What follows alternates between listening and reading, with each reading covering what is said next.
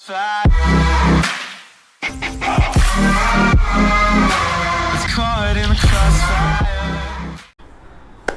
दोस्तों, I am your guide और your mentor Arvind and welcome back to my YouTube channel teach very mentors. जैसा कि हम पढ़ते हुए आ रहे थे, हम पार्ट्स ऑफ स्पीच के बारे में चर्चा कर रहे हैं हाल फिलहाल, जिनमें हमने 2 पार्ट पढ़ चुके हैं, 3 पार्ट पढ़ चुके हैं, नाउन, प्रोनाउन और एडजेक्टिव। आज उसी पार्ट ऑफ स्पीच के जो 4th पार्ट है और जो सबसे इम्पोर्टेंट पार्ट है एक सेंटेंस में, एक पार्ट ऑफ स्पीच के अंदर, वो है अपना वर्ब। आज उसी वर्ब के टॉपिक पे हम चर्चा करेंगे कि वर्ब एक सेंटेंस में क्या बला होती है, सेंटेंस में क्या इंपॉर्टेंस होती है उस वर्ब की, वर्ब कितने टाइप की हो सकती है, वर्ब का यूज कैसे किया जा सकता है। तो देखिए, अगर हम वर्ब को एक सिंपल वे में बात करें तो किसी भी इम्पोर्टेंट काम में या किसी भी ह्यूमन बॉडी के अंदर, जैसे हम ब्रीथ लेते हैं, सांस लेते हैं, उसकी जितनी इम्पोर्टेंस होती है उतनी इम्पोर्टेंस एक सेंटेंस के अंदर एक वर्ब की होती है। एक नॉर्मल वे में अगर आपने सेंटेंस स्ट्रक्चर देखा हुआ हो तो सेंटेंस स्ट्रक्चर कहता है subject plus verb plus object. ये सिंपल सेंटेंस स्ट्रक्चर है कि subject plus verb plus object. Subject में अपने नाउन प्रोनाउन हो सकता है, ऑब्जेक्ट में अपने नाउन प्रोनाउन हो सकता है। ध्यान रखना, नाउन और ये नाउन प्रोनाउन मतलब सब्जेक्ट और ऑब्जेक्ट कभी भी किसी भी टाइमिंग में चेंज नहीं होते हैं। पर अगर अपन वर्ब की बात करें तो एक वर्ब भी एक सेंटेंस के अंदर एक ऐसा पार्ट होता है, एक ऐसा वर्ड होता है जो कभी भी चेंज हो सकता है, किसी भी हिसाब से चेंज हो सकता है, टाइम के हिसाब से चेंज हो सकता है, उसकी वर्ब्स की फॉर्म्स चेंज हो सकती है। तो अगर हम वर्ब की डेफिनेशन के बारे में बात करें, वैसे तो वर्ब को हिंदी में क्रिया कहते हैं, पर हम यहाँ पर हिंदी की क्रिया की डेफिनेशन ना देखें, ओनली वर्ब की डेफिनेशन देखें। तो देखिए वर्ब की डेफिनेशन जो है वो क्या कह रही है अपने को। वर्ब तो पहले तो देखो, एक जो लैटिन वर्ड है, लैटिन भाषा का जो शब्द है वर्बम उससे बना था, जिसका मीनिंग होता है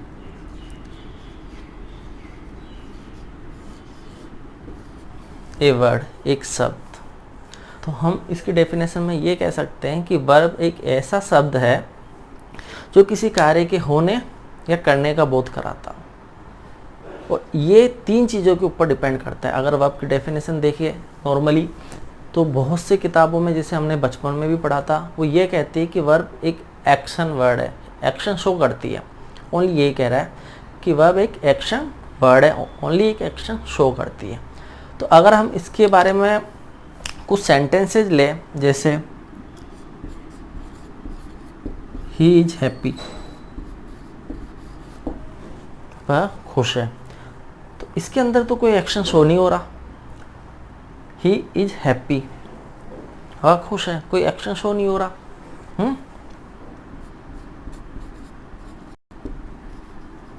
ही इज एंग्री, वह गुस्से में, ये भी किसी एक्शन शो नहीं हो रहा। तो अगर पूरी डेफिनेशन देखें वर्ब की, तो पूरी डेफिनेशन ये कह रही है कि a verb tells us about या what someone and something does. But एक वर्ब, एक जो वर्ब है वो एक ऐसा वर्ड है जो 3 चीज़ों के लिए डिपेंड रहता है, 3 चीज़ों से मिलके बनता है। अगर देखा जाए तो पहला, वो एक्शन शो करता है। दूसरा, वो स्टेट शो करता है। तीसरा, वो प्रोसेस शो करता है। तो यहाँ ओनली एक्शन शो करता है ऐसे ना कहकर हमको कहना पड़ेगा कि वर्ब एक ऐसा वर्ड है जो एक्शन, स्टेट और प्रोसेस शो करता है। ठीक है, एक्शन कोई भी जैसे क्रिया चल रही हो उसके बारे में, एक स्टेट किसी अवस्था के बारे में, स्थिति के बारे में, वो प्रोसेस जो काम अभी चल रहा है उसके बारे में। अब यहाँ देखिए, हम जैसे ये 3 वर्ड हैं, इन 3 वर्ड के बारे में डिफाइन करने के लिए हम 3 सेंटेंस लेते हैं। जैसे he goes to school,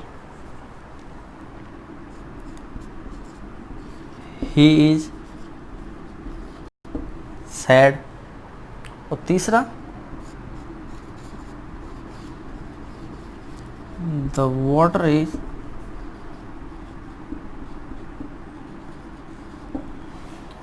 boiling.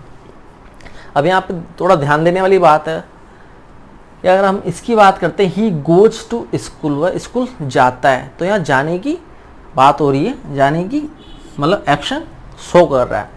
और अपन सेकंड की बात करें, ही इज सैड, वह दुखी है, तो यहाँ कोई एक्शन शो नहीं कर रहा, नॉर्मल सी बात है, वो कहीं आ रहा जा रहा नहीं है, ओनली दुखी है, अपने अंदर से दुखी है।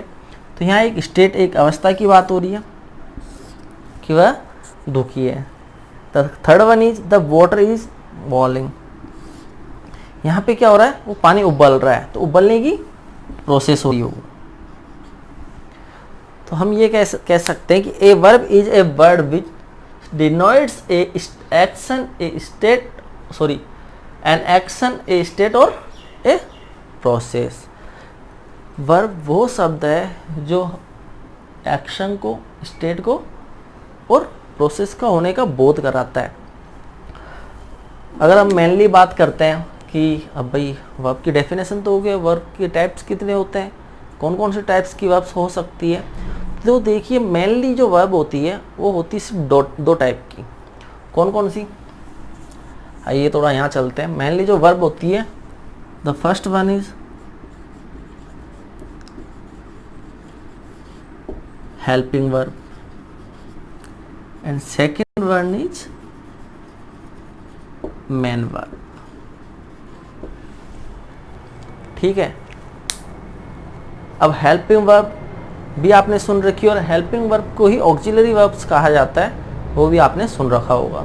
सेकंड होती है अपनी मेन वर्ब, जो मुख्य क्रिया होती है। इसका खुद का एक अपना मीनिंग होता है, खुद का एक सेंस होता है, खुद का एक अर्थ होता है एक सेंटेंस के अंदर। और जो ये हेल्पिंग वर्ब है, इस मेन वर्ब की सिर्फ हेल्प करती है एक उसका टाइम या उसका टेंस बताने के लिए। ठीक है, इसलिए इसका हेल्पिंग वर्ब कहा गया है, सहायक क्रिया, और मेन वर्ब मुख्य क्रिया। अब जैसे आप लोगों ने बहुत से ने पढ़ रखा होगा कि वर्ब्स के तो बहुत से टाइप होते हैं सर, बहुत से वेरिएशंस होते हैं। तो हाँ, ये ठीक है कि वर्ब के बहुत से वेरिएशंस होते हैं, पर जो दो मेन टाइप्स है वो यही है, helping verb and main verb. अब बहुत से वेरिएशंस में जैसे आप लोग कहोगे कि ट्रांजिटिव वर्ब होती है, इंट्रांजिटिव वर्ब होती है, रेगुलर इरेगुलर वर्ब्स होती है, फाइनाइट नॉन फाइनाइट वर्ब्स होती है, वीक स्ट्रॉन्ग वर्ब होती है, स्टैटिक एंड डायनेमिक वर्ब्स होती है। हाँ वो होती है, पर अगर हम उनमें देखें तो हेल्पिंग वर्ब को अगर अपन हटा देते हैं और मेन वर्ब्स की बात करते हैं, तो ये सारे टाइप्स मेन वर्ब्स के अंदर ही आते हैं। Transitive intransitive, regular irregular, dynamic static, finite non finite, weak verb और स्ट्रॉन्ग वर्ब्स, ये जितनी भी वर्ब्स हैं अपने मेन वर्ब के अंदर ही आते हैं। तो ध्यान रखना, हमने पहले बात करी थी एक सेंटेंस पैटर्न की, जो बहुत सिंपल सा होता है, जो हमने अपने से छोटी वाली क्लासों में पढ़ रखा था। Sorry, subject plus verb plus object. किसी भी सेंटेंस में आप देख लेना, वर्ब का होना बहुत ज़रूरी होता है। बिना वर्ब के वो सेंटेंस कंप्लीट सेंस नहीं देता। हो सकता है उस सेंटेंस में ऑब्जेक्ट ना हो, या हो सकता है उस सेंटेंस के अंदर सब्जेक्ट ना हो, या सब्जेक्ट छुपा हुआ हो। जैसे अगर अपन बात करते हैं सब्जेक्ट छुपाने की, तो कोई सेंटेंस लेते हैं एक, गेट आउट। इसके अंदर आप लोग देखोगे कि सब्जेक्ट नहीं है, पर यहाँ पे सब्जेक्ट यू है, जो हाइड है, जो छुपा हुआ है। सेकंड बात करते हैं अपन जिसमें सेंटेंस में ऑब्जेक्ट ना हो, जैसे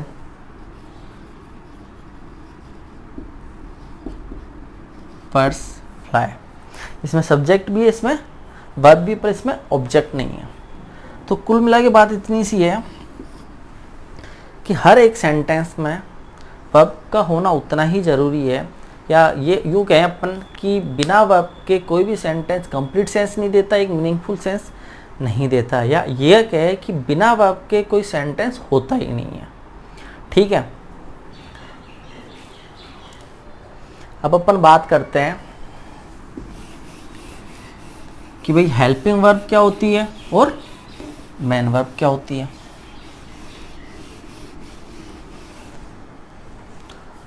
तो पहले हेल्पिंग वर्ब के ऊपर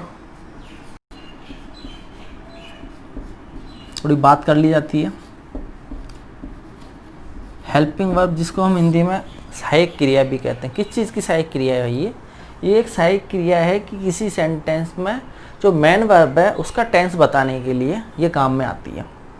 तो अगर ये टेंस बताने के लिए काम में आती है तो टेंस रिलेटेड है। तो जैसे बी वर्ब है, हैव वर्ब है और डू वर्ब है, ये तीन हेल्पिंग वर्ब के अंदर होती है। अब बी वर्ब आपको पता ही है कौन कौन सी हो सकती है। बी वर्ब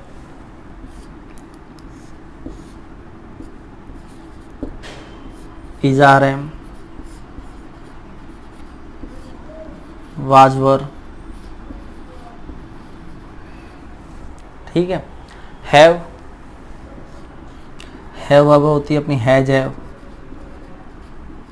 या हैड। थर्ड है डू। डू के अंदर अपना होता है डू डज और डिड। अब सबसे जो इम्पोर्टेंट बात है या जो कंफ्यूज करने वाली बात है वो ये रहेगी कि सर इन चीज़ों को कहाँ यूज में ले, कौन से सेंटेंस में पता चलेगा कि इजार एम का है, वोज वर का है, हैज हैड का है या डू डज डिड का है। तो वो सारी चीज़ें हम टेंस के अंदर पढ़ेंगे कि टेंस जो पर्टिकुलर अपने 12 टेंसेज है उनके अंदर कैसे डिवाइड किया जाता है इन चीज़ों को, या कैसे आइडेंटिफाई कर सकते हैं कि पर्टिकुलर टेंस के अंदर कौन सी वर्ब हमको यूज में लेनी है, ठीक है। तो ये है अपनी हेल्पिंग वर्ब जो किसी भी सेंटेंस में मेन वर्ब की हेल्प करती है उस सेंटेंस के टेंस के बारे में बताने के लिए, ठीक है। अब बात करते हैं अपन जो सेकंड है अपना, सेकंड अपनी है मेन वर्ब।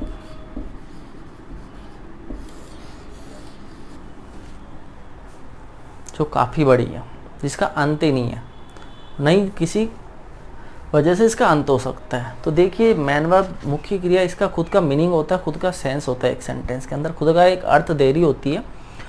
तो हम बात करते हैं इसके टाइप्स के बारे में। तो भाई मेनली जो मेन वर्ब्स के टाइप्स होते हैं वो 2 टाइप्स की होती है। 2 टाइप्स कौन कौन से होते हैं? फर्स्ट है अपना ट्रांजिटिव वर्ब और सेकंड है अपना इंट्रांजिटिव वर्ब, ठीक है।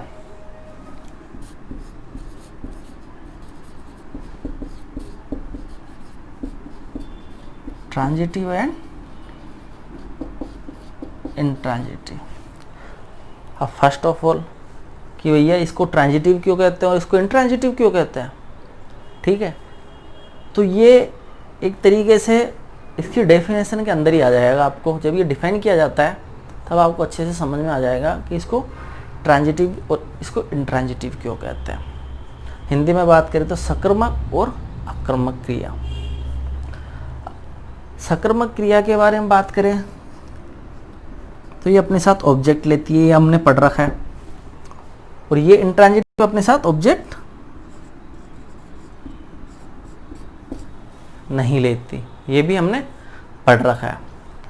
मतलब जो ट्रांजिटिव वर्ब है वो अपने साथ ऑब्जेक्ट लेती है और इंट्रांजिटिव वर्ब अपने साथ ऑब्जेक्ट नहीं लेती, ये हमने पहले से पढ़ रखा है, बहुत सी क्लासेज में पढ़ा है, बहुत से टीचरों ने हमको बताया। पर बात यहाँ पर यह है, क्वेश्चन ये है कि इस चीज़ को ट्रांजिटिव वर्ब ही क्यों कहा जाता है, इस चीज़ को ट्रांजिटिव वर्ब क्यों नहीं कहा जाता, ठीक है। तो इस क्वेश्चन का आंसर हम ये कह सकते हैं कि जो ट्रांजिट वर्ड है इसका जो मीनिंग होता है, जो अर्थ होता है, वो होता है पास ओवर, ये आगे पास करता है। तो इंट्रांजिटिव का मतलब होता है कि आगे पास नहीं करता, ठीक है। मतलब ट्रांजिटिव वर्ब या ट्रांजिट का जो अर्थ है वो है अपना पास वर्ब।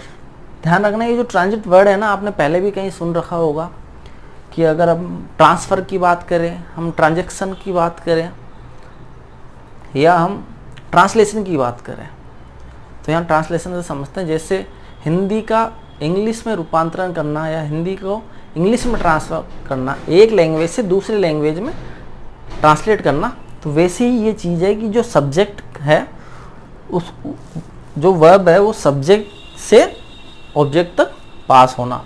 यहाँ पर इंट्रांजिटिव वर्ब के अंदर ये ऑब्जेक्ट नहीं लेती, मतलब सब्जेक्ट का जो वर्ब है वो ऑब्जेक्ट तक पास नहीं होती है, वो वापस सब्जेक्ट तक ही रह जाती है। तो ट्रांजिट का क्या मतलब हुआ? ट्रांजिट का मतलब हुआ अपने पास पास ओवर, मतलब आगे पास करना।